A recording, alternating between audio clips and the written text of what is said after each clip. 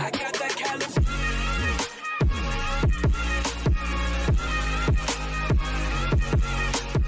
What's up, Ocean? You got Matt here, coach of your Montreal Milotic, bringing you our Week 8 battle for the BBL. Today we're facing off against someone who is widely regarded as the best player in all of Draft League, and that is Gypsy King. He is the coach of the Sydney Sharpedos. He is, I believe, 7-0? Yeah, it's Week 8, right? So he's 7-0, yeah. He's undefeated, basically. He's kicking butt. I believe he's like plus 20 or something. It's something insane. He has multiple 6-0s on the season, a couple 5-0 wins. His team is ridiculous, and just from looking at it, like, after the draft, I was talking to Aaron, and we were kind of going over who we thought had the scariest team. It was Gypsy and it was CJ, who are like the two top-of-the-notch scariest teams, and at that point it was also Omega Jolteon's team, but now that's Panther's team. So we're ending the rough stretch of our schedule here, and we are playing on Showdown this week. It just didn't work out. He does have he's in a different time zone than me, and it's I believe he's like 15 hours ahead or something. So it makes things kind of tough to schedule, especially when I play pretty much exclusively after like 10 p.m. Eastern. So it makes things pretty tough there. But we did manage to get this game done on Showdown. Unfortunately, yeah, it's not on Wi-Fi. I would like it to be on Wi-Fi, but it just didn't end up being that way.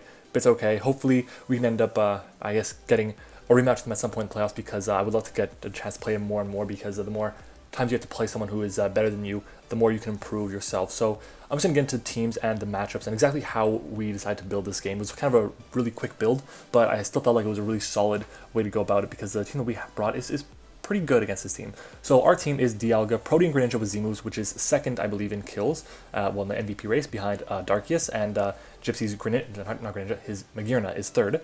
So we have Z-moves on that. We have our Mew, our Infernape, our Tangrowth, Slurpuff, our Volby with Z-moves, our Donphan with Z-moves, Jinx, Pikachu, and Mega Aerodactyl. Well, he has a Magearna with Z-moves, he has a Landorus Therian, a Ho-Oh, Ferrothorn, a Buzzwole, Tapu Fini, Mega Latios, and that's pretty much all you need to know for his mons that are serious. I don't think he's brought Marini, Grimer, Regigigas, or Hypno at all this season, and they're all Z users, so I'm not too worried about them. I didn't really prep for any of them.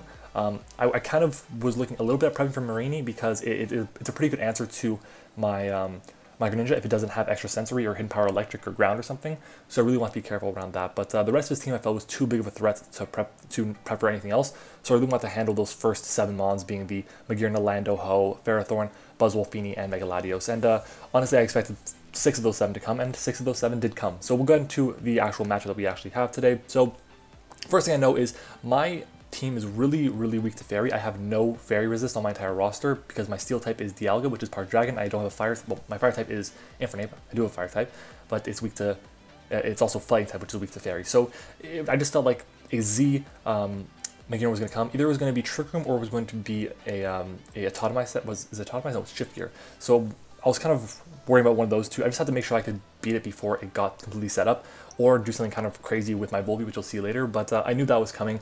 I kind of expected the Ferrothorn, not the Ferrothorn, the Ho to come, because it's such a huge problem to my team, and it really forces a lot of prep with its ability to have Regenerator. It's so bulky on the special side. I believe it's like 154 on its special defense, and just its typing, it may not be the greatest typing to switch on rock moves, but because it's got such incredible bulk, it can actually take stone edges, like from mons that may not want to be doing physical attacks. So we'll get into what we have right now. So to start off, we have our Mew here. This is my answer to the Magearna. I have Taunt, Roost, Ice Beam, and Will-O-Wisp.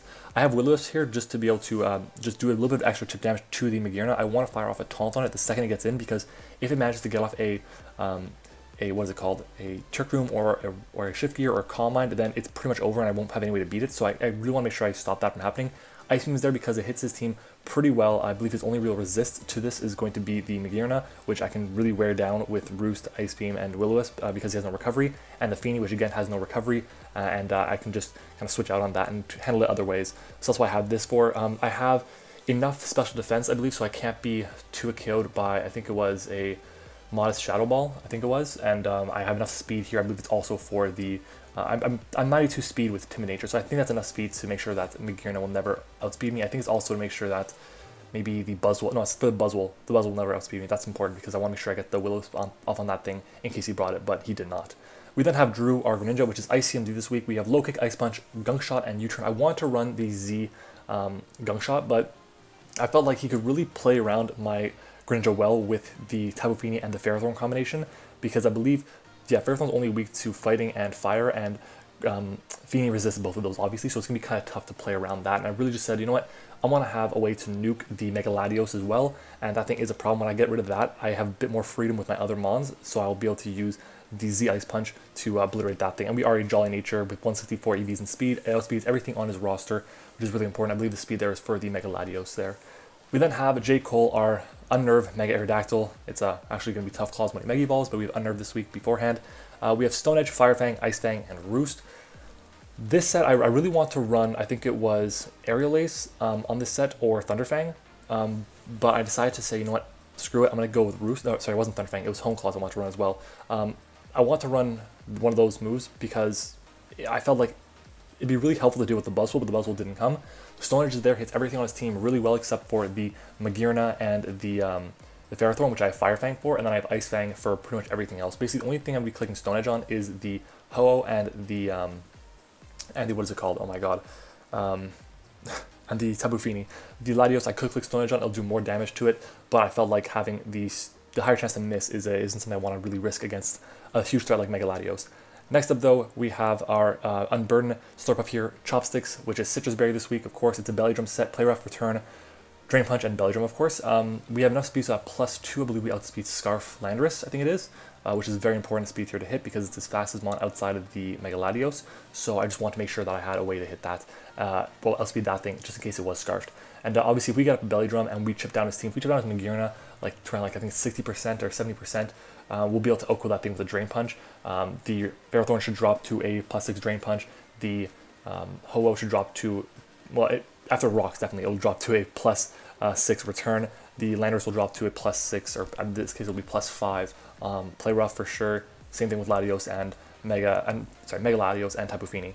After that, we have a Shuckleberry Dialga here. I'm running a Naive Nature this week. I'm max speed, max special attack, just to handle the Ho-Oh, or just speed tie with the Ho-Oh. Unfortunately, I don't outspeed the Landorus. I would love to have enough speed for the Landorus, but it's just not something that I can really do. But we have Fire Blast, Rock Slide, Ice Beam, and Thunderbolt. Fire Blast is there because it does so much more damage to the Ferrothorn than it does if I was running Flamethrower. There was the chance to miss, but I felt like I need to really have a bit of risks in this game. Then there is the Rock Slide that I have on my Dialga. That is there for the Ho-Oh. It's my only physical move this week.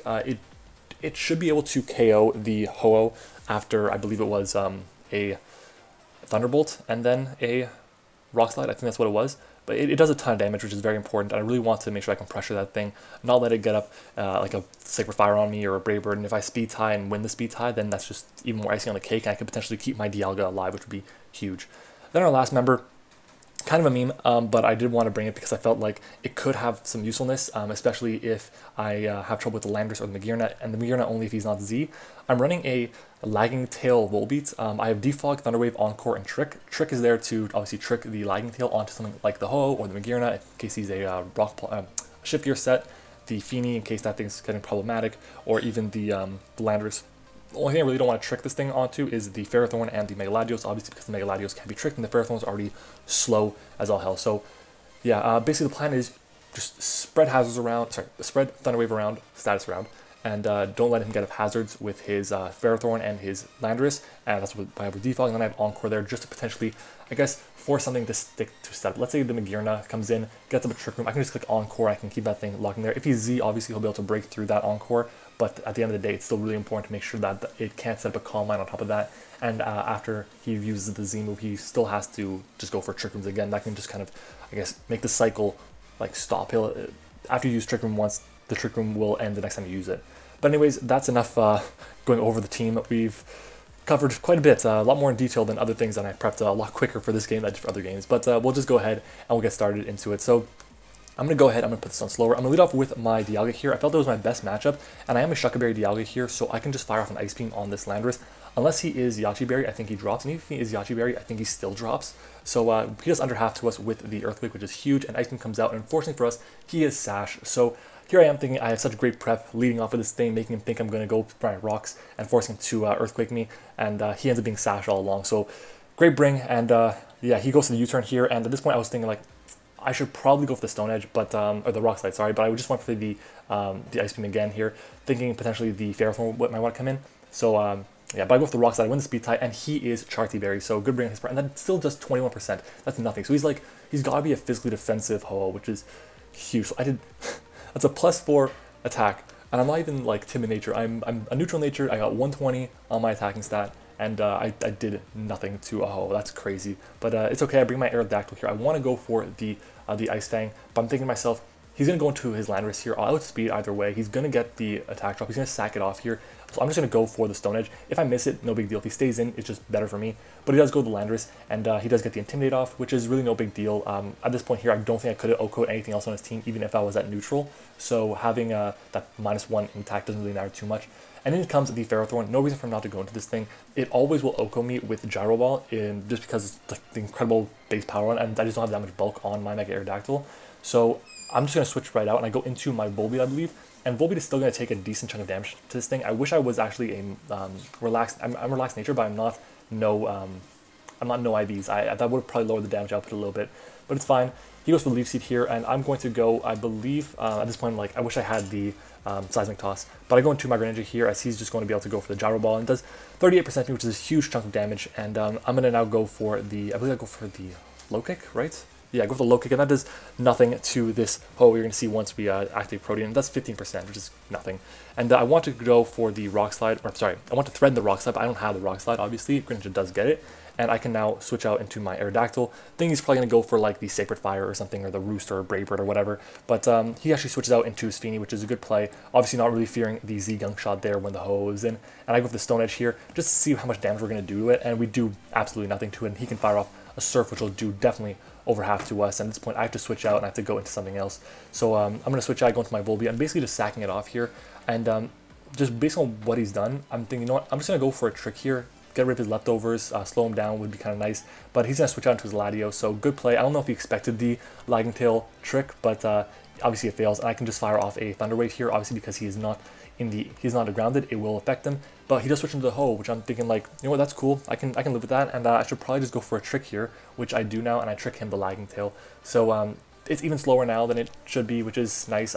He doesn't have an item, obviously. Had even Charty Berry before and I got that trick off, it would have been excellent, but unfortunately it's not how it worked out. But I go with my Slurp up here, I'm thinking to myself, I can live a Brave Bird or a Sacred Fire from a Ho-Oh, if he's max attack. Obviously, I don't think he's max attack based on the damage I did to him with the Rock Slide.